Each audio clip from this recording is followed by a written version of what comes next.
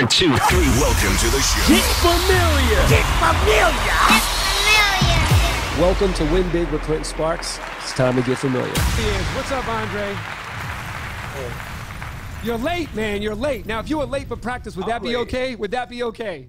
Absolutely. No, you can't be late for practice. No way. There's no way. But that's okay, man. How you doing, brother? Doing well. How are you? I'm doing good. Man, you are a guy that when I look at, especially on social media, that like you take your job serious. Like you go hard at your job. You ain't out here like messing around and like, oh yeah, I play basketball, but here's all this other shit. You're out here like, no, watch me run ball and watch why I'm the shit. You know, to touch on that, that's just the best way to do it, to stay focused on your main job. Obviously, I have other things that I'm interested in. Mm-hmm. I do give it its light as well, but my main focus is basketball and becoming the best player I can be. Right. So I'm glad you said that, focusing on your main job, because I want to talk about those other things that I know you're involved with too. But how important is success for people? Because the reason, let me preface it by saying this. There's a lot of people out here that think they need to be doing, 5, 6, 7, 8, 9 things to be impressive, right? I meet young kids all the time. It's like, yo, I'm doing this and I'm doing that. And I got a cannabis company and I got a promo company and I'm a rapper and I got this beat pack and I got da-da-da-da. And I'm an influencer and I promote clubs. And I'm like, dude, who the fuck? What do you do? I don't even know what you do, bro. Like you're all over the place, right? So like how important, I want to ask an NBA All-Star player, how important and crucial is it, whether you're an influencer, a gamer, a rapper, a DJ, producer, entrepreneur, or athlete, how important is it for you to focus solely on that one thing that you're most passionate about before you even think about branching off to something else? Absolutely. So to touch on that, obviously I'm into gaming. I'm an artist. I do music as well too. So for me, when I first came into the NBA, I always had these different dreams and aspirations that I wanted to do outside of basketball, but I felt like I wasn't quite established yet in my field of what I'm known for, which is basketball. So I took it upon myself to just become the best player I can be within the first few years of my career. When I became an all-star was the first year I put out some music, let people know I did music. Right. I felt like I went to that next level of stature as a player where I could start introducing my new facets that I enjoy outside of basketball, because I have now established myself as an all NBA player, all defensive player, and, being on the All-Star team and playing for the Olympic team as well too. So not only did I do that, I found a new way to express that not only am I very good at basketball, but I'm very good at other things as well too. Right. So I think just sticking to your main primary job or career, what you enjoy doing, is key before you start to expand and do other things. Right. Do you see other people make the mistake of trying to do 2, 3, 4 things and you like, come on, man, you just got to just kill it at this? I see it too many times, and you see it on the internet, you see it with different people, even some of your friends maybe that try to do a million things have these new get rich quick schemes with different ideas and things that they want to do instead of focusing on the main thing that, is bringing the income in. Right. So when you were on your path to going to the NBA, and you went to college for like 1 year, right? And then just went straight to the NBA. So Correct. You did that because you were like, you know what? This is where my strength is. Why am I wasting time? Let me just get right to what I'm dope at doing, right? Assuming that was your mind frame, right? Well, for me, I still have to go back to school. I made a promise to my mom when I left college. I was being a 17, 18-year-old boy leaving college to go to a man's league. And she was like, the only way I'm letting you leave is if you promise me that you'll graduate at some point in time. So I kept my promise. I'm still trying to go back to school and finish up and get my degree. Hey, she didn't give you a time frame. You could do that when you're like 45. I could be 40 or 50 and get a degree, and I fulfill that dream of hers. After you're chilling, you could just take class on the beach online and be like, yo, I did it. I got it done. I'm 45, 50 years old. Here's a degree. So what advice would you give to somebody that's young? Because there's a lot of young people that watch and that, idolize, athletes, right? And what advice would you give to somebody? Because I know you're more than an athlete now, but at the beginning you were focusing on becoming a stellar athlete. What advice would you give to anybody that's trying to excel at one thing? Like, I want to be a dope rapper. I want to be a DJ, a producer, an entrepreneur, a gamer. I think my advice to the young players that are coming up right now is to focus on basketball. Take it as serious as possible. Play like you never know when it's going to be the last time you dribble that ball again. because not everybody makes it. Not Right. everybody has the opportunity to play in the NBA. So I would say take this as serious as possible. Obviously, have your plan B ready if push comes to shove. But your main priority should be that sport, whatever sport you play. This doesn't have to be basketball; it can be whatever sport you're in. Right. Taking that sport as serious as possible and playing to the best of your ability. Right. And trying to take it as far as you can before you start to, expand and do different things that you enjoy doing outside of that main career. And that applies to anything. Like you want to be an entrepreneur or start up a business. And there's nothing wrong with that. Obviously, I think for me, there's nothing wrong with working on it behind the scenes, but I think publicly putting it out there is where the line gets drawn with athletes. Right. There's nothing wrong with, working on your craft or whatever you enjoy doing outside of your respected sport. But I think publicizing that can give the audience, the people that know you for what you do, the wrong look. Yeah, it's confusing. I think that's the biggest thing I've learned too in my time of playing basketball and with the music thing too. You and I already know that I do music as well too. And It took me a long time to release music. I've had friends and family members and, people tell me you need to release music now. And I'm like, listen, it's not the right time for that. Right. Now, how did you know it wasn't the right time? What made you say to yourself, it's not the right time? I think when I put my first album out after, my All-Star year, I felt like it was so hot and cold. Like people were really enjoying it. Some people were like, why are you doing music? You need to focus on basketball and so on and so forth. So it got to the point where I was just like, okay, maybe I should take a break and, start working on my game some more, continue to get better. I can obviously work on music in the off season, right, perfect my craft with that. And what I did was I became an All-Star again a year later. Right. So now I'm a 2-time All-Star. This is 4 times in a row. I was a rebounding champ. I brought my team to the playoffs that year. And the different accolades that I did and the success I've had as a basketball player during those years to where, I put out another album and the love I got for that was way more than what I did back in 2018. Right. And it's because of how established I am now in the NBA to like, all right, we know what we're going to get from this guy each and every year. We know every year he comes out, he's going to give you 16 to 16, 2 and 2 every year. Yeah. So people know what they're going to expect from me, regardless of what I do outside of basketball. That everybody knows that my main priority is basketball. Yep. And when it's time to put that hard hat on, I know what to do. Right, right. So when you said you started to do music and then fell back and then started seeing more success, do you feel that you didn't find the balance yet of doing music and basketball, and you had to kind of, all right, music, fall back right now. Let me focus on this. I had to learn that the hard way, just how people responded to me putting music out so much during those years and not really talking about basketball like I should be. The pushback I got from that made me think like, okay, maybe now it's not the time to have this mindset of, talking about music, especially during the season too, because it can be perceived as you're not focused. Not focused, yeah. So I took my time and just like, all right, well, I'll continue to work on my craft of music, working on my sound and, different music and different songs that I do and keep it in a folder. Right. And, when it's time to release music, I have endless amounts of stuff I can put out to where I don't have to kill myself trying to do studio time to get ready for an album that I already have songs that are ready. Right, right, right. And whenever the time is right, it's going to be taken the right way because I'm going to be able to put that type of stuff out with the knowledge that he has like the right to like show us what else he does. Right, right. He established himself. Like we know he's giving out bars. So let's see what else he can do now. Yeah, so all right, we know what he's going to do each and every night. So now let's see what he likes outside of basketball, and then it can support that. And right, that's what's really coming with it. Yeah, that's super interesting because one of the things I think that gets kind of convoluted in the space is that some people will think what you said, like, yo, why is he doing that? Why doesn't he focus on basketball? But then you'll get other people that think because you're an all-star, because you're in the NBA. First of all, everybody assumes if you're in sports or you're on TV or you're doing something that you're paid out the ass, right? They don't understand the expenses. They don't understand like commissions. They don't understand any of that. They just assume, yo, you got all the money in the world, blah, blah, right? So it's like, is it harder or easier with that perception and having the success that you have to be taken serious in the industry and even just in the streets as a hip hop artist? I think for me, the type of music I do, it's hard not to like it, right? Hold on, that's a bar. Hold on. My shit is so hot, like everyone's gonna fuck with it. Yeah, so I think the type of music I do, it's hard not to like it because my music is fun. I don't try to do the gangster rap. I don't try to like do the heavy like club beats because nobody will believe that because there's so many people doing that right now. Right.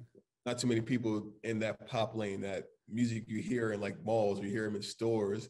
Yeah. I'm doing that type of music to where you can hear them at festivals and everybody's reciting lyric for lyric. Right. I don't really care for, the whole club vibe. I want to play. I want my music to be played everywhere where I don't have to put my head down if I hear me saying a curse word or something like that. Oh, do you have one of those rules that you don't curse? I try not to. And if I do, Will Smith will be proud. Yes. So is that now that you've kind of, proven yourself in the NBA, which, you've long proven yourself, but now that you've gotten to a point where you're established, people know who you are. One of the other things I wanted to ask was during the course of you focusing on becoming a successful athlete, what would you say outside of the music? What would you say, and maybe it's a mentality thing, what would you say was the biggest mistake you made that could have been a problem for you one time, but you realized you were making this mistake and were able to pivot and fix that and adjust so that you could move forward and win? We're talking about the music, right? No, I'm talking about before you started putting music out, just in your main job as an athlete. Oh, basketball, okay. Yeah.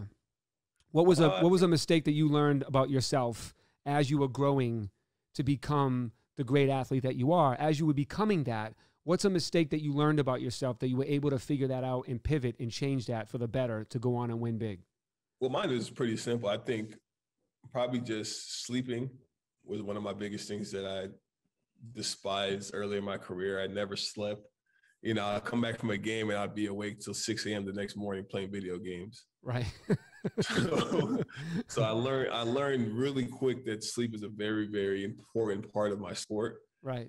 Eating and hydrating was another thing that I took for granted early in my career, like the stuff I put in my body, different drinks that I was, taking and I probably shouldn't have been drinking, like juices and sodas and other things like that. Tons of sugar and stuff, yeah. Yeah, so stuff like that, finding out like what it does to your body later on. Right. It's something I wish I nipped in the butt earlier. Right. And did you just discover that on your own, or did somebody have to teach you? Yeah. Yeah. I felt like I feel like once I got to 21, my body was like, all right, we can no longer help you out with this type of stuff you're putting in our body. Like we're gonna just make you get big. So I started gaining a lot of weight during that time. Yeah. So my metabolism ended up slowing down. So I learned the hard way, like, all right, well, I can't eat this way or not sleep anymore. My body's rejecting everything. Right. See, that's pretty profound because it takes a really intellectual, intuitive person to understand, if they're in their own way of maximizing their potential. And you're a brand, like you're a business, right? So you have to look at the business of Andre and say, and you're the CEO of your own business. So you have to think, how am I running this business right? How am I running it wrong? What can I do to make it run better and more effectively and efficiently? And that's a really profound thing to discover about yourself and move on. As the crowd applauses that. What do you guys think? Smart. Yo, you said gaming, right? I know you're a big gamer. How important is gaming to you in your life to let off some steam? Yeah, gaming is I was just talking to the guys a little while ago. I can't wait to, finish up this interview. I'm about to get right back on the game right now. But I feel like gaming for me is a good way to just escape. You just get lost in a whole different world, especially when you're playing with your friends. Right. You even notice how much time goes by when you're gaming because you're just having so much fun doing something outside of your normal. Right. So, like you're a whole different person when you're playing these games and you're experiencing the fun times that you have, and even angry times, when you have a bad game, I know a lot of people who play Warzone have had those moments where they almost broke their controller. Yeah. So, just the heartaches of games, just how real life, playing a game can actually be, like how much emotion is behind playing a video game. So that's literally like the same intensity as being an athlete on the court. You bring that same thing to when you're with the sticks gaming. Exactly. And it's just a lot, man. So one of the things I've watched since I met you, do you remember the day we met in Detroit? Yes. Right. So, and it was funny because I don't know if you heard me, but before you came on, I was saying like, I'm not a huge sports fan, right? I'm a Boston fan. I'm from Boston. If it's Boston sports, I'm into it. Everything else, if my friends are on the team, then cool, I watch it. But I don't know like stats and like, oh, I got to stop what I'm doing in life and watch this game, right? I'm not that kind of guy. So when I met you and I was introduced to you, I heard like Pistons, and then I could see how tall you were. So I put the two and two together. I was like, all right, he's probably a player on the Pistons. But the good thing, the great thing about you, I knew nothing about you, your skill or your abilities on the court or even whatever fame you had with you. I remember that night thinking, this is a dope dude, right? He's a cool ass dude. And I base if I want to be cool with somebody or support somebody if they're a cool ass dude. You could be the dopest dude in the league, but if you're a shithead, I don't want to be your friend, right? So like when I met you that night, I'm like, man, this dude is super dope. And I think that's really important for building a brand because, you know, and I'm sure you understand that you're a brand. And anybody else listening, when you're a brand, one of the most important things is not just having the talent or the quality product or a fantastic service. It's also don't be a dick, right? It's being a cool person. You should give yourself a round of applause for that one. like I'm in his town where he's the man. He could literally be, you could have gave me the kiss the ring vibe. Do you know what I'm saying? And it's like, hey, what's up, man? Yo, play that record for me real quick. You know what I'm saying? And I would have did it because it's your town, right? But you weren't like that. You were a cool dude. You're like, yo, what's going on? Blah, blah, blah. I think you did request a song, but it was like, you said it in like a super cool way. So how important, and do you realize, are you cognizant of the fact that you are a brand and the way you conduct yourself off the court to other people plays a significant role in your popularity and your success? Yeah, I think for me, just to touch on that, I am a brand, and when it comes to me being off the court, you know, you have to conduct yourself in a certain way because that split second you have with that person can change their perception of you forever, especially with kids. And I take pride when it comes to that too, because kids are the next generation and the next up and coming. So that moment you have with those kids, you know, it lasts a lifetime with them. I've had kids come up to me before, and I've talked to some of my friends like, damn, I feel like I met a certain person, you know, as a kid, and he was rude to me. And the kid's like 23 years old, and like he still remembers it to this day. So that's a feeling I don't want to give to anybody. Right. I just try to be the best person I can. Anytime I'm out, I try to see, if somebody sees me, I try to do my best to acknowledge them. They talk to me. If I'm with my family and friends, obviously, respectfully, I probably won't, you know, take the picture right there and then. Right. You know, it's funny you say feeling because I think that, you know, people are so focused on selling the music or selling the art or selling something. And what you're really selling in life is a feeling, right? People want to feel happy or good or appreciated or hope. And I don't think what I got from you when I met you that night and I constantly see is that you're a person that really respects and appreciates where you are, your position, and the people that supported and or support now. Even if they weren't there at the beginning, they support you now and have your back. And I can see that you really relish in that and appreciate it and reflect that back. Absolutely. And that, ladies and gentlemen, is how not only a gentleman, but the CEO of an amazing brand called Andre Drummond does proper business. Get familiar. Let's go. I'm actually starting to get into the space of NFTs. Right. Let's talk about that. Just to give you a little teaser, you know, my team and I are coming up with different ideas where I got some cool ideas for you guys where I may bring out a couple of fans to see during some of the playoff games and they get to design a shoe with me. Whoa. Whoa. Hold on. That's big. Hold on.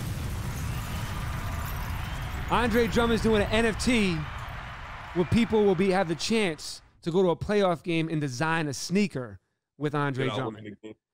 Huge. The whole game experience, you know, fly you out, all the things like that. One night stay at a hotel of where we stay at. I think they might need 2 nights though. I think we might need to up that to 2 nights. We'll work on that. So what else? Let's go on about the NFT because I'm super intrigued about you guys and your NFT. I'll just go through like 2 more things. You know, we're talking about streaming now, so you know, there's gonna be an opportunity where I stream with somebody. We'll play a game of your choice, play whatever you want. We'll stream with you for an hour or so. We're doing trading cards. Lastly, we're going to do 1 Zoom a month for a year where you have drinks and you can ask whatever question you want to me. And if you're drinking with other people. Get familiar. No question is off limits on those Zooms. Are they non-recordable Zooms? Yeah. Go ahead, because you might get you could get caught out there. So start asking some crazy questions. You got music for them to listen to right now, right? I do. It's Drummond, DRUMMXND on all platforms. Spotify actually just took down my album that I put out recently due to a distribution issue with DistroKid, Marty, right? We gotta fix that too. My new album is on Apple Music if you have it. It's on Tidal and everything else outside of that. You know what I just forgot until you just said it? What? I don't even know if you remember this. We came up with this name. Yeah, I forgot that I gave you the name Drummond with the X in there. Oh shit. I totally forgot. Because when you just said the name, I was like, oh, that's killer. And I was like, wait. Oh shit. We thought of that together. Yeah, that's crazy, man. Yeah. I was like, yo, you should put the X. Like, you should have the X in there. You're like, oh yeah, that's hard. I've totally forgot about that, man. But that's when I changed my name. Yeah. Man, when you do, like you said, when you got such dope shit, people are gonna listen to it. When you do so many dope things with other people, you forget all the dope shit that you do, right? So just to leave people on a note, because of all your success, you know, with your music, in the NBA, and now gaming, and being able to balance all that, what's the one piece of advice that you would give to a young kid that's really ambitious, that wants to win big at whatever it is, in the music, as an artist, as an athlete, or even starting his own business? What is something that you learned coming up that maybe you were hard-headed, or you didn't have somebody to teach you and it took you to get knocked down, or it took you to lose one time to realize that lesson that now has been one of the most valuable things in your life that you can now pass on to somebody else? Yeah, I think to touch on that, I think everything is possible. There's nothing that you can't do, no matter what field of life that you're in. Except jump off a building and fly like Superman. Yeah, I don't think that's an option. Let's do a disclaimer. But, you know, in any field that you get yourself into, there's going to be highs and lows. You can never get too high on the high days, never get too low on the low days. If you're passionate about it, those days do come. You have to find a way to just keep plugging away. It's not going to be perfect. Little successes are big wins. Enjoy them. Little victories, baby. Little victories. Get familiar. Get to your game in. Thank you so much for checking in with the Win Big family. Much love, man.